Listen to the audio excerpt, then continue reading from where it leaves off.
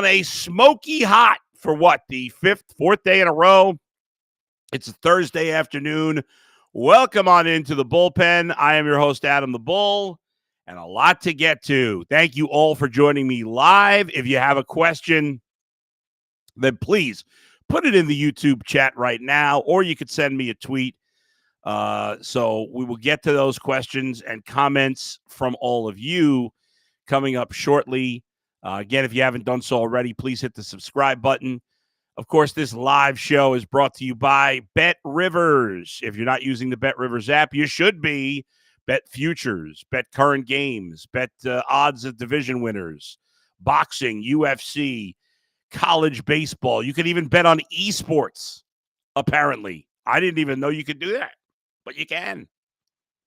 The Miami Heretics are playing the Seattle Surge tomorrow, and apparently the Seattle Surge are better. I don't know. And the Atlanta Fays are a massive favorite over the Toronto Ultra. I don't know anything about those teams, but maybe you do, and you can bet on them at Bet Rivers. We've got baseball going on live right now.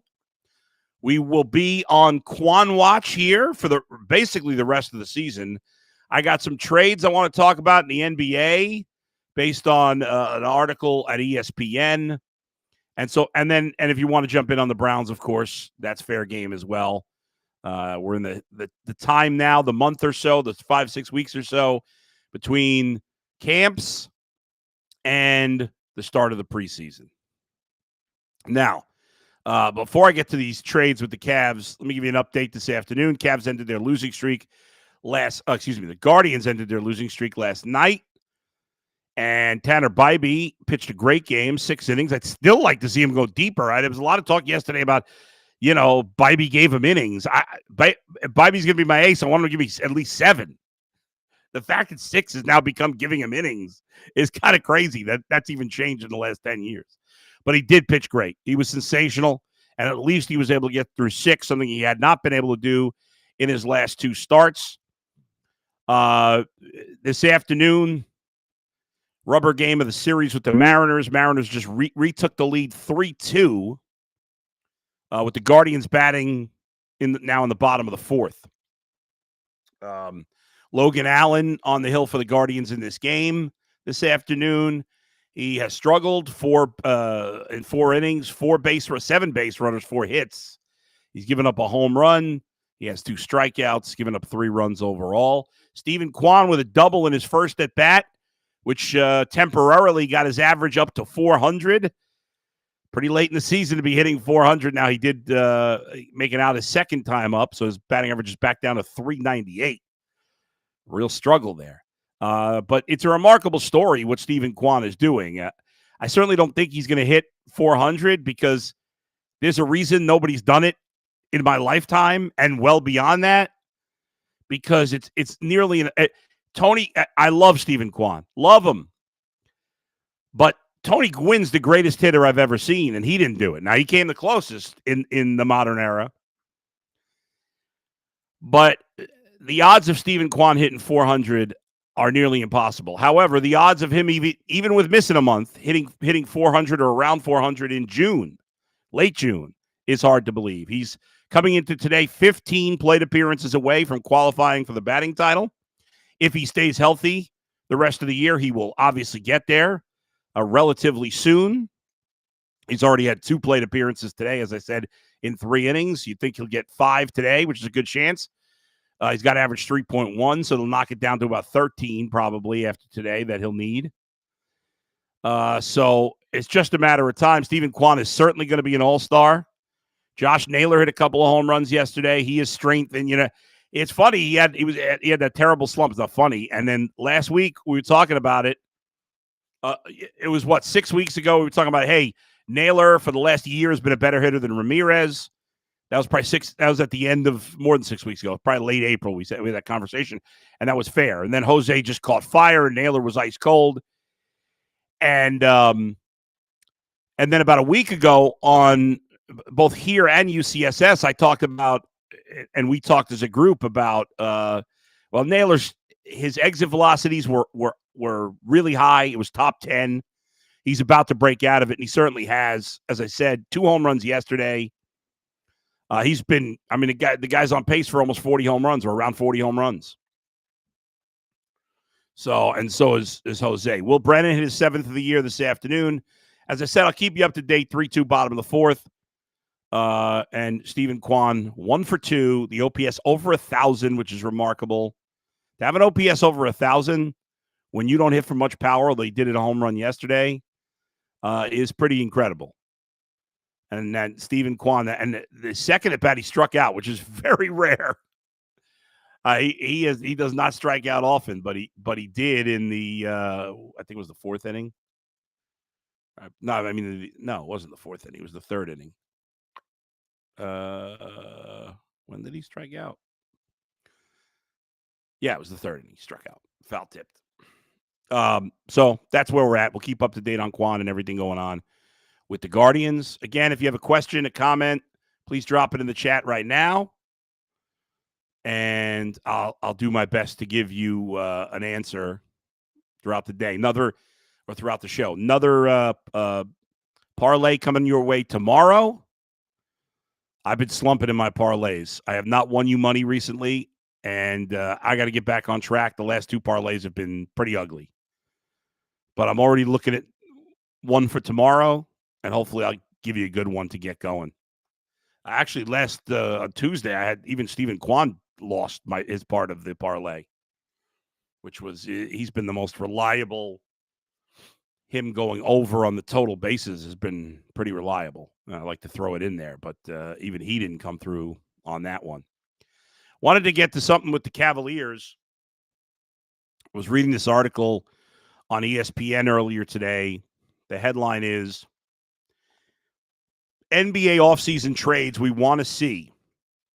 Knicks, Cavs, Pelicans make major moves. I think most of us feel like the Cavs need to shake it up. Now, maybe not. Cavs have still not hired a coach yet.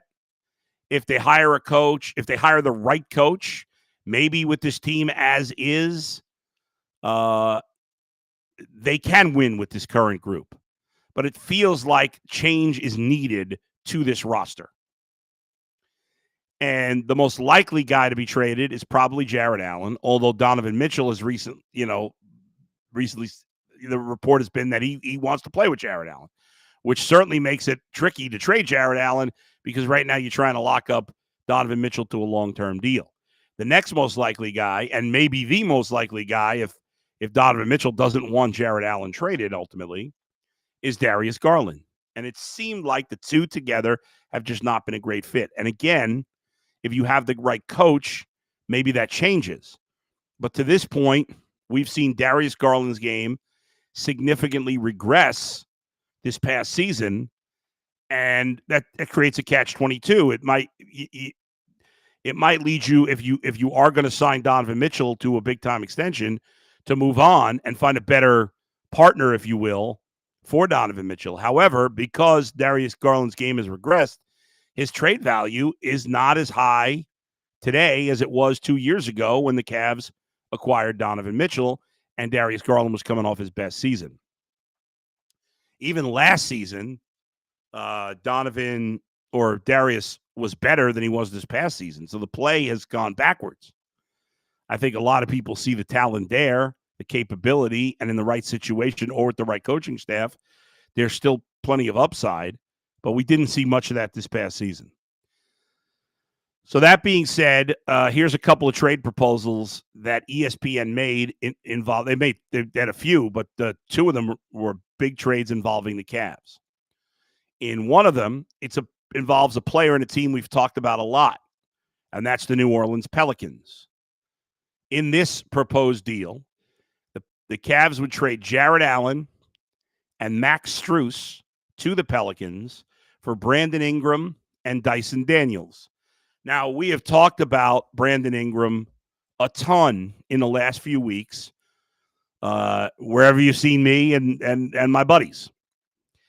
Brandon Ingram is an enigma because he's an incredible talent. He's a top player. In fact, what was the state? He's one of only 10 players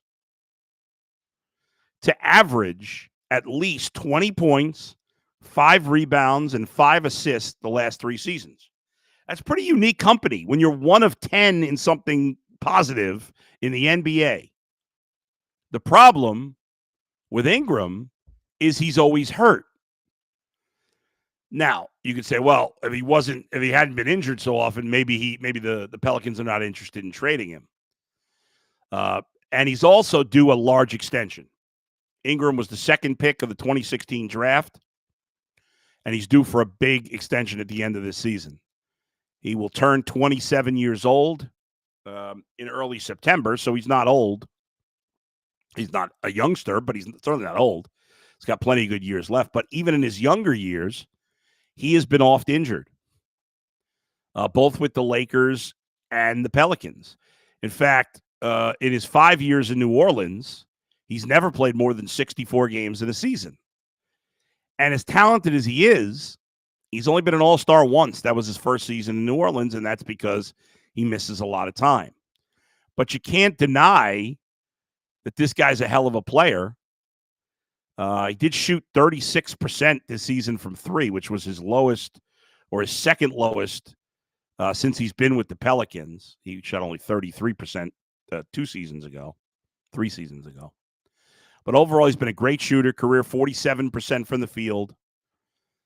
Like we said, he does it all. He's average for his career, and that includes, early in his career in the Lakers when he didn't play much, especially in his first season.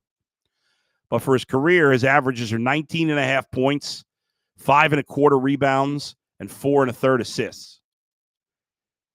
And as I mentioned from the article, he's averaged over 25 and 5 3 years in a row. In fact, he's done it in New Orleans. He's been 20 plus, 5 plus, 5 plus in 5 of the 6 seasons he's been there. In the 2021 season, he was 24, 4, and 5. And there's just not many guys that can do that. The question is, do you give up a Jarrett Allen and sign Brandon Ingram to a massive extension when he has not been able to play a full season? He has missed at least 18 games every year of his career, except for his rookie season. And that year he wasn't playing much. He was coming off the bench for part of that season. So when he's out there, he's excellent. But, and you think about a guy who's, well, last year he was a little down, but it's funny. As a Laker, he was a 66% free throw shooter. As a Pelican, he's been an 85% free throw shooter, although he only shot 80% this past season. It was his lowest free throw percentage as a Pelican. But in the end, I think if you make that trade, certainly you then have to trade Darius Garland, and there is a Darius Garland trade in this article as well. The other guy you get in the deal, Dyson Daniels, I always keep it real for you folks. I didn't know much about Dyson Daniels, but I was reading about him, and obviously, well, not obviously, his strength is his defense. He was the 8th overall pick in the 2022 draft, young guy. Just turned 21 years old a few months ago. He's struggled in terms of shooting. He's been a 31% shooter in his first 2 years in the league. But he's a big guard that can, bring the ball up. He could play some with Donovan Mitchell. He could run the second unit. He's a 6'8" guard, which is, the Cavs don't have that size. If you made this trade, you all of a sudden you're a much bigger team. And now Donovan Mitchell becomes your smallest guard, which is what you want. The guys, he's averaged 4 rebounds and 3 assists per game, playing just 22 minutes a night this past season. So good ball handler. Has not been a good free throw shooter, but it's not like he's taking that many shots. So the shooting needs to improve, but he's a big guard who plays defense. So this is a trade to me that does seem to make sense. Obviously, there's risk because you're going to have to pay. If you make this deal, you have to pay Ingram a ton of money, and we talked about the injury-prone stuff. But I would do it if I were the Cavs in the end.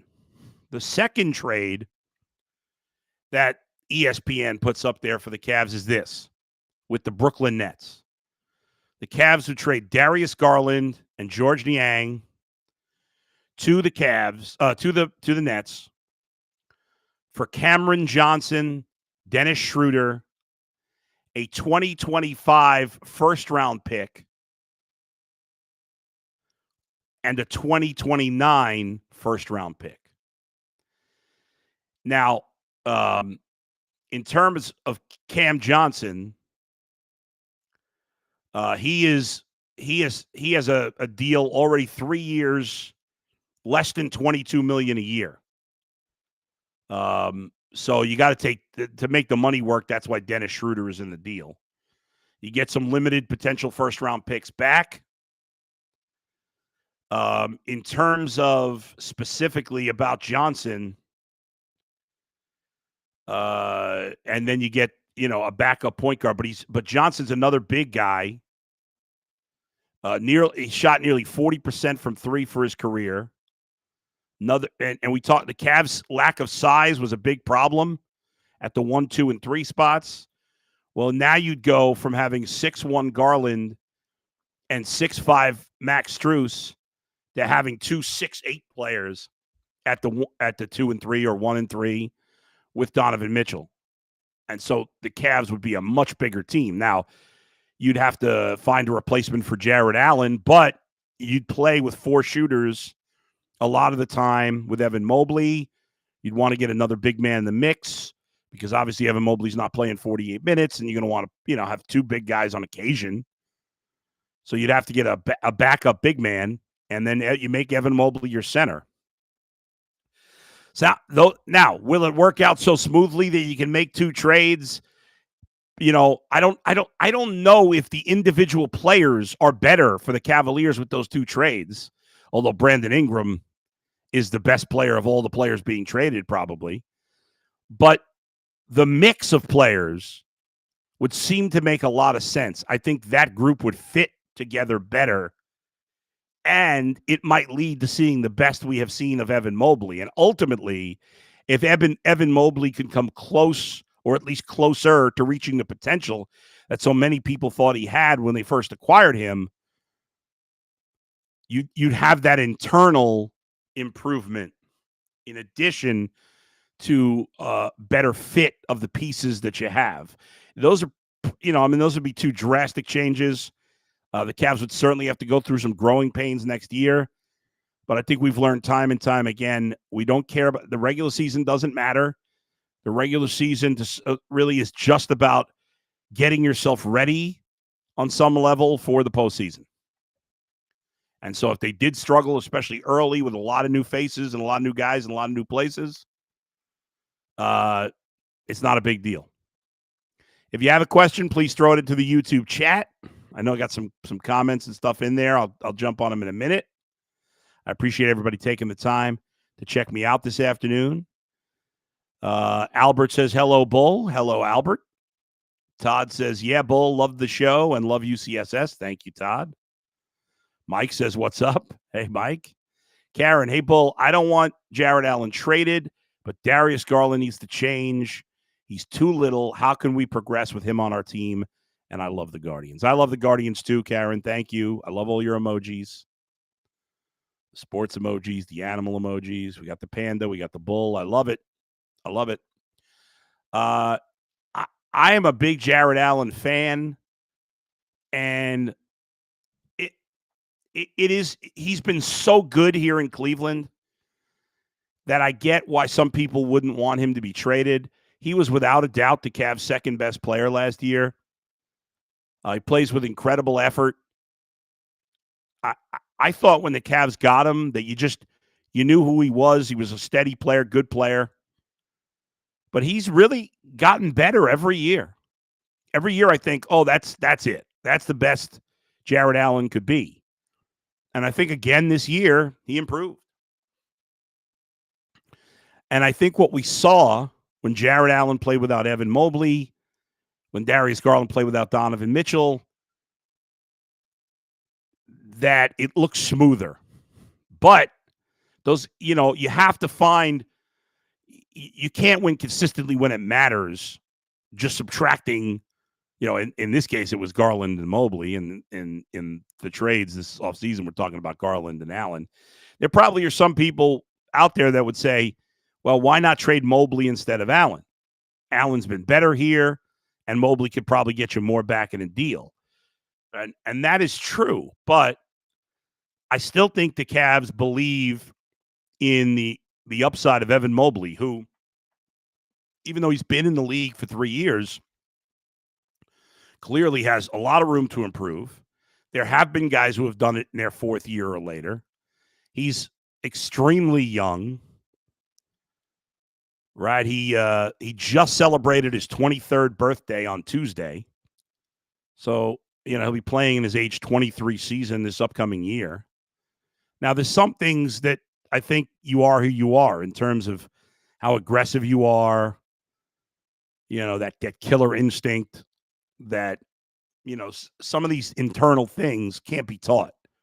You either have it or you don't. And some things in those veins that maybe Evan Mobley doesn't have. I don't know for sure. But it doesn't matter what I believe in terms of him. It matters what the Cavs believe. And I think it's reasonable to think that Evan Mobley, as good as Jarrett Allen's been, that the best of Evan Mobley could be better. And that's why he has more trade value. I mean, he's obviously significantly younger. So that's why the Cavs want to keep him. I did think Evan Mobley opened some eyes in that Boston series when there was no Jarrett Allen. And when Donovan Mitchell went down, he kind of stepped forward for the first time like we really hadn't seen with him before. And it was impressive. So that for me, gave me new hope. Maybe that's silly based on just a couple of games, but it did give me a little new hope that maybe that's still in there, that maybe the way to go with him is to just let him be a center and not worry about him shooting threes. And, we've talked a lot in the last few years about him being an outside shooter, being that 4 with Jarrett Allen as the 5. And so Mobley's got to make shots because you can't have 2 guys out there that can't hit from the outside. Well, if Jarrett Allen's gone and Mobley improves his post game, maybe that's how he improves as a player. Doesn't mean he couldn't still get better from the outside, but through 3 years, there's been no recognizable improvement. Maybe the Cavs feel internally there has been. I mean, we haven't seen it, I don't think. I haven't. Maybe you have. So, in the end, if I were the Cavaliers, I would make that deal. I would make both those deals. Guardians trail 3-2 in the bottom of the 5th, and they've got a runner on first. Oh, no, Rocky just got caught stealing. I'm probably a couple seconds from behind if you're watching it as well. The 3-2 count to Steven Kwan. If he gets a hit here, the batting average will go back over 400. And he walked. So the batting average stays at 398.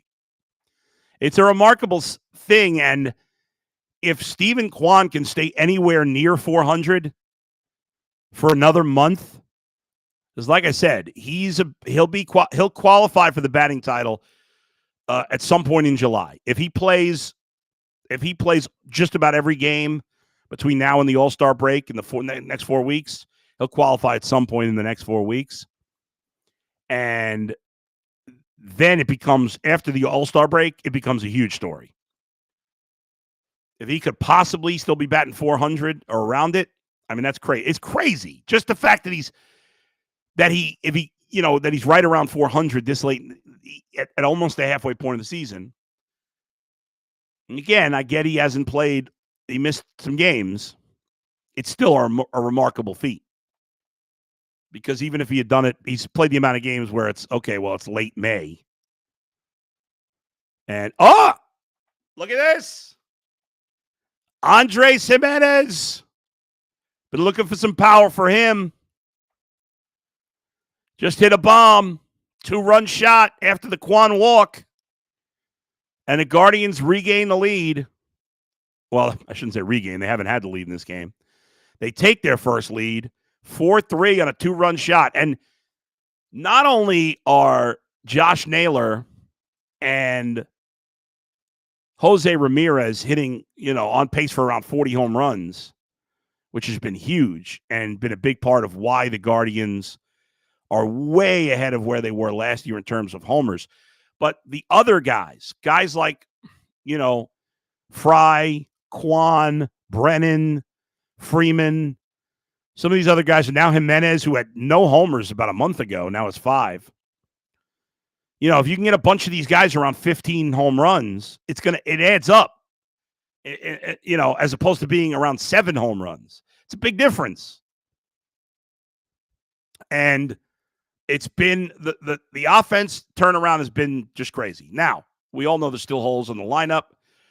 I was reading a column yesterday. I can't remember where I read it, about how it's really hard to make a trade right now. That it was a quote from a few different GMs, but there was a quote from the Cubs GM saying the price for the few teams that are willing to trade right now is super high. And that's why teams are waiting till July, because the price goes down. The closer you get to the deadline, the price goes down. And so, yes, there are times where we're getting frustrated with the Guardians because the bottom of the lineup has struggled and the pitching staff, starting rotation has been pretty bad, and it's leading to overwork for the bullpen, which has continued to be great. We're going to have to be patient. Now, I'm willing to be patient. I'm willing to wait 4 more weeks. But if the Guardians don't make a move before the deadline, at least one minimum, to get a legitimate starting pitcher, not a battling for the 5th starter spot, a legitimate, at least middle of the rotation starting pitcher, minimum, then I'm going to be pissed, and so should all of you. There is no excuse for the Guardians to not be aggressive. They don't have to be aggressive in June because you don't want to overpay. But you got to be aggressive in July, because then the price is going to go down. More teams are going to be willing to trade. And there's some pressure. Then all of a sudden the pressure's on the selling teams because they could run out of time. So the Guardians must be aggressive. I'm not going to rip them now for not making a deal. There's no significant trades happening in June these days. It's very rare with all the teams that can make the playoffs. But in July, and certainly before the deadline, minimum, the Guardians have to get a legitimate starting pitcher. And to me, that should be bare minimum. I'd like to see them go get 2 pitchers and 2 hitters in a perfect world. Go crazy. Now, they're not going to do that. But get 1 pitcher and 1 legitimate hitter, whether it's a shortstop, a right fielder, whatever you want to do. I mean, if it's a rental, you can go get a first baseman. You're not using Kyle Manzardo anyway, or a DH. Trade for J.D. Martinez for the rest of the season. I don't know how much he's got left, but we'll see. But the Guardians better darn well be aggressive this offseason. All right, they lead at 4-3. Still batting in the 5th. Jose walked following the Jimenez homer and stole second. Not a surprise. That is, how many steals is that for Jose now? His 13th. Jose's got an outside shot for a 30-30 season. That'd be pretty impressive. And the Guardians tack on. Josh Naylor getting hot. He's getting hot, baby. You knew it was a matter of time. Josh Naylor went from sizzling hot for the first 4 or 5 weeks, ice cold for 5-6 weeks, whatever it was. And now he's getting hot again. Ripped one to right, double for Josh Naylor, and the Guardians now lead 5-3. All right, thanks to everybody for joining me. Thanks for listening. Thanks for watching. Please hit the thumbs up. Please hit a like. Please subscribe. And that's it for me this week. I'll be back with the podcast on Monday. I'll be back on UCSS next Tuesday. Until then, thanks to Max for producing today. We'll talk to you next time. Where else but right here in the Bullpen with Adam the Bull, brought to you by Bet Rivers.